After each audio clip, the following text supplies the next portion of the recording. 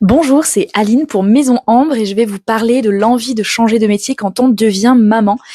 Personnellement, effectivement, ma grossesse a tout changé dans ma façon de voir ma vie professionnelle. J'étais dans un cadre assez classique, salariée, j'étais formatrice dans des groupes d'écoles d'esthétique. Je formais à la vente, la biologie, la cosmétologie, toutes ces choses-là. Et en fait, quand je suis tombée enceinte, on a commencé avec mon mari à réfléchir un petit peu à la suite. J'ai toujours voulu un peu dans mon plus profond intérieur depuis que j'étais enfant avoir quelque chose à moi. Je m'étais toujours dit un jour je serai à mon compte, un jour je ferai quelque chose d'impactant, un jour je développerai ma boîte sans vraiment savoir exactement dans quoi j'avais envie de m'embarquer, mais je savais au fond de moi que j'avais cette envie de créer les choses par moi-même. Euh, et donc un petit peu naturellement les choses sont arrivées sur le tapis, on va dire, quand j'étais enceinte. Et mon mari aussi avait ces envies-là de pouvoir, voilà, pourquoi pas un jour développer quelque chose. Et il s'est avéré que au cours d'une conversation, je me souviendrai toujours, c'était à Noël, le soir de Noël. Donc j'étais enceinte à ce moment-là de 6 mois. Donc avec mon mari, on avait tous les deux des situations bien installées, mais des boulots qui étaient pour autant très énergivores, très fatigants, très prenants. Euh, Plus du tout passionnant pour nous en fait. On était vraiment dans cette espèce de schéma de surcharge. Euh, et donc ce soir de Noël, on discute avec l'oncle de mon mari, qui lui est entrepreneur, il est à son compte, il est agent commercial en fait euh, pour des pour des marques de mobilier de luxe. Et donc il fait ça depuis 30 ans. Et il commence à nous parler, nous dire oui, voilà, moi il y a un moment donné, il va falloir que je prenne ma retraite en fait, il va falloir que j'arrête un peu, que je lève le pied. Et ce qui pourrait être cool, c'est que vous repreniez, voilà, sous-entendu que mon neveu prenne, il n'a pas de fils, donc c'est vrai il n'a pas d'enfant, donc il considère en fait mon mari un peu comme son fils. Et en fait, du coup, la conversation a commencé comme ça, un peu en déconnant quoi. Et je me reverrai toujours juste après sur le canapé avec mon mari. On se repose un petit peu, on se pose un peu après le repas de Noël. Et là, il me regarde, il me dit non, mais franchement, et si on le faisait quoi? Et c'est là qu'en fait tout a commencé et que tout s'est enchaîné très vite. Donc déjà le lendemain dans la voiture sur la route, on avait 3 heures de route pour rentrer chez nous. Et déjà sur la route, on était en train de faire un business plan, de réfléchir, ok, si on fait ça, on fait comme ça, ok, on va se renseigner si on a le droit du chômage, tout en créant une entreprise parce qu'on a un bébé qui arrive en fait. Donc si on quitte nos boulots, on peut pas tout quitter sans avoir d'argent. Donc on a commencé vraiment dès le lendemain à se renseigner sur comment est-ce qu'on monte sa boîte, tout ça. Et en fait, les choses se sont vraiment très très très vite enchaînées. On s'est du coup retrouvé très rapidement à donc monter notre boîte. Donc là, on a vu tout de suite les choses en grand. On a monté une SAS, une société, avec des juristes, avec des comptables, avec voilà le cabinet qui nous suit, avec présidente, directrice, enfin voilà tout ça, la TVA, le machin, enfin vraiment le gros truc parce que tout de suite on s'est dit en fait faut pas qu'on joue petit. On a toujours eu cette tendance là tous les deux, c'est quand on veut faire quelque chose on le fait, il y a pas de regret, tant pis même ça marche pas, c'est pas grave, mais on n'a pas envie de viser petit. On a tout de suite envie de se dire ok on fait les choses correctement. On a écouté les conseils, on a regardé vraiment les différents systèmes, etc. Donc le plus logique pour nous, c'était de partir en société à ce moment-là. Donc on lance tout ça, on reprend en fait le business de l'oncle de mon mari. On se lance, on commence, et en fait très rapidement les rôles naturellement se dessinent. Et mon mari prend un peu le lead de toute la partie un peu commerciale. Et moi, du coup, je me cache un peu au fond dans toutes les tâches, un peu ce que j'appelle le back-office, du coup. Donc les mails, la communication, créer des catalogues, tous les trucs où on n'est pas trop exposé. Et en fait, c'est rigolo parce que c'est rigolo. Maintenant, c'est rigolo. En fait, c'est cette expérience qui m'a révélée en tant qu'entrepreneur et qui a révélé en plus vraiment la maman entrepreneur. C'est vraiment, en fait, il y a eu un avant et un après. Tout s'est fait en même temps. Ma vie d'entrepreneur est née en même temps que ma fille. C'est vraiment, quand j'ai accouché, j'ai décidé de ne pas retourner dans mon travail salarié. Donc je ne suis pas rentrée de mon congé maternité. J'ai vraiment tout quitté à ce moment-là. J'ai démissionné. Mon mari a fait pareil. Du coup, donc lui, il a juste un tout petit peu continué parce qu'il avait une période particulière à faire. Mais voilà, c'est à ce moment-là, quand on a eu notre fille, qu'on s'est dit, ok, Et c'est de ce jour-là que j'ai eu une autre vie. C'est-à-dire que ma vie de maman et ma vie d'entrepreneur sont nées en même temps, on grandit en même temps. Donc c'est-à-dire que dès que je vois ma fille, je vois aussi ma carrière en fait. C'est assez fou, mais j'ai tout construit en même temps. J'ai tout construit pour elle. J'ai tout fait à ce moment-là et j'ai tout aussi chamboulé pour elle, puisque je me suis rendu compte en fait au fur et à mesure de dans cette boîte, dans cette société en fait, que je trouvais pas ma place, que j'avais énormément de peur, de blocage, j'avais pas confiance en moi, j'osais rien faire. Dès que j'étais exposée, j'avais peur. Et les évolutions ont fait que mon mari a eu une très grosse opportunité avec à l'époque un de nos clients. Et à ce moment-là, on a réfléchi très pratique, très famille. Là, l'opportunité était dingue. S'il ne la prenait pas, c'était une erreur. Donc du coup, il a quitté la société et il est reparti travailler en exclusivité avec ce client. Donc il avait forcément plus de temps pour développer la société avec moi. Enfin, en tout cas, sur le papier, il était toujours là, mais c'était plus pareil.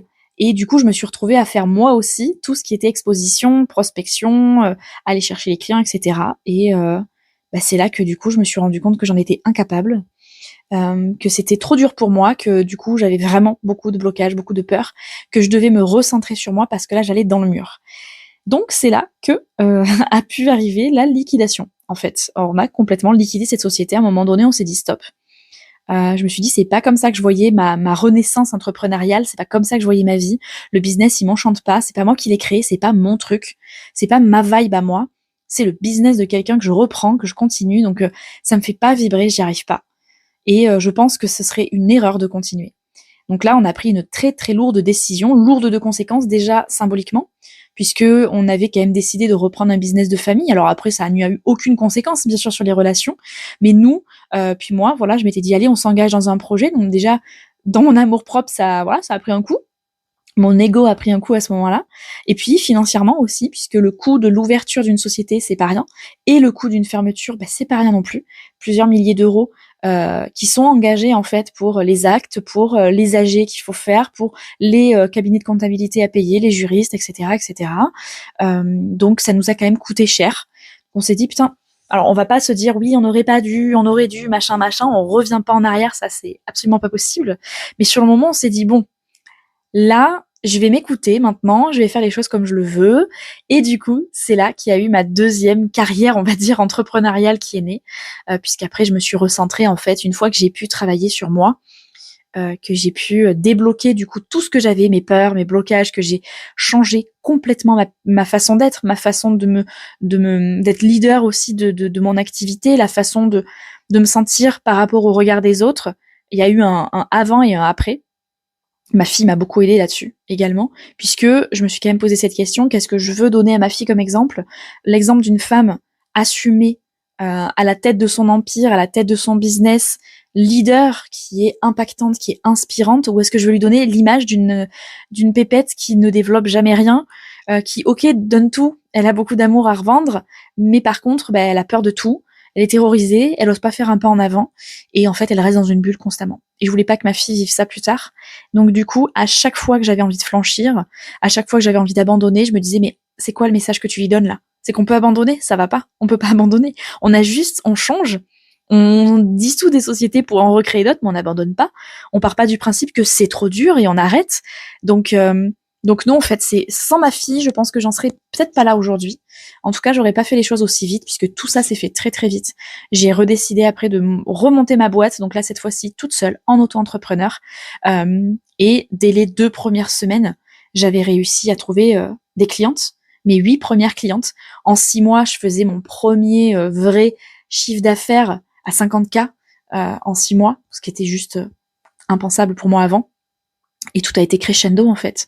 Tout a continué comme ça et ça c'est grâce à ma fille. Ça c'est sûr, c'est grâce à ma vision de mère. J'ai pris en maturité et ma façon de réfléchir n'était plus la même en étant maman qu'en étant juste femme seule qui pense forcément qu'à elle du coup, égoïstement parce que c'est normal à ce moment-là. Mais là du coup, j'étais plus toute seule. Déjà j'avais une charge supplémentaire, c'est-à-dire que c'était pas juste je gagne pas d'argent, c'est pas grave, je mangerai des pâtes, c'était je gagne pas d'argent, oulala, ça va pas, il faut que j'habille ma fille, il faut que je m'occupe d'elle, enfin il y a une pression. Quand on est maman, on n'a pas la même pression quand on est entrepreneur maman que quand on est entrepreneur solo, à n'avoir que soi à assumer, son petit logement, enfin non, c'est pas la même chose. Là, j'avais des coûts pour ma fille que je ne pouvais pas réduire, les couches, le lait, les rendez-vous chez le médecin. Enfin, je me voyais pas me dire non, je peux pas payer, je sais pas, des couches de qualité à ma fille. Je suis obligée de lui prendre des couches toutes pourries avec des parfums à l'intérieur, avec du chlore, avec des blanchisseurs à l'intérieur, parce que j'ai pas les moyens de lui payer des couches de qualité qui ne lui feront pas de problème de peau. Enfin, ça me paraissait impensable. Et j'ai toujours eu ça en tête. J'ai toujours eu, pas pourrir gâter ma fille, c'est pas le principe, c'est pas lui acheter des cadeaux inutiles, mais c'est me dire que si demain, ma fille, je veux l'émerveiller en l'amenant quelque part, je l'amènerai. Si demain, ma fille doit être émerveillée parce que, je sais pas, je veux lui permettre, bah tiens, je lui ai permis d'aller découvrir les montagnes en Haute-Savoie, à Annecy, ça n'a pas de prix. Je l'ai amenée faire des randonnées, elle avait 1 an, elle faisait des randonnées en haut des plus jolies montagnes, elle a découvert le lac d'Annecy, ça n'a pas de prix. Elle a pu venir avec nous sur un déplacement professionnel au Maroc, ça n'a pas de prix. Donc voilà, elle a le luxe d'avoir sa maman qui vient la chercher tous les soirs à l'école et qui l'amène tous les matins. Elle n'a jamais été à la garderie, elle n'a jamais eu un réveil ultra matinal le matin parce que je suis à mon compte. Et ça, c'est ma victoire. Ma victoire, c'est pas le chiffre d'affaires, c'est de savoir que tous les soirs, je suis à l'école. Tous les soirs. Et tous les mercredis, je suis avec ma fille. Il n'y a pas une fois où j'ai dû me dire, mince, là, je ne peux pas, j'ai une responsabilité que j'ai pas envie d'avoir, que j'ai un patron qui m'oblige à faire un truc que j'ai pas envie de faire, et donc je suis obligée de débaucher à 6h, 6h30, voire plus. Quand j'étais dans le commerce, avant, je débauchais à 7h30, voire 20h. Donc là, c'est des horaires où ma fille, elle dort. Donc je me voyais pas faire ça. Donc ma victoire à moi, de maman entrepreneur, ma vie d'entrepreneur, c'est ma vie autour de ma fille. Demain, elle est malade, je peux la garder. Demain, elle est en vacances, je peux m'en occuper. Demain, il y a quoi que ce soit, faut aller. D'ailleurs, c'est arrivé une fois, elle s'est malheureusement blessée à l'école. Il a fallu aller la chercher en plein milieu de la journée. Alors oui, je dis pas. J'ai des journées qui sont remplies, forcément. Je suis pas non plus tout le temps dispo, mais je m'arrange. Et c'est ce luxe-là que je me suis payé, c'est de me dire que là, je suis toujours là pour ma fille. Pendant 1 mois, je coupe avec elle l'été et je passe mes journées avec elle. Donc ça c'est génial. Ça n'a vraiment pas de prix. Donc vraiment, moi, si je dois retenir quelque chose, c'est que j'ai vraiment grandi avec ma fille. J'ai grandi en même temps qu'elle a grandi. On a toutes les deux changé, évolué. La femme que je suis aujourd'hui, que ce soit la femme ou l'entrepreneur, je n'aurais jamais pu être cette personne-là sans elle. Donc elle m'a fait grandir, tout comme moi je la fais grandir. Donc en fait, on poursuit notre chemin toutes les deux, main dans la main. Et je lui apprends des choses tout autant qu'elle m'en apprend. Donc ça, c'est ma plus belle victoire en tant que maman entrepreneur.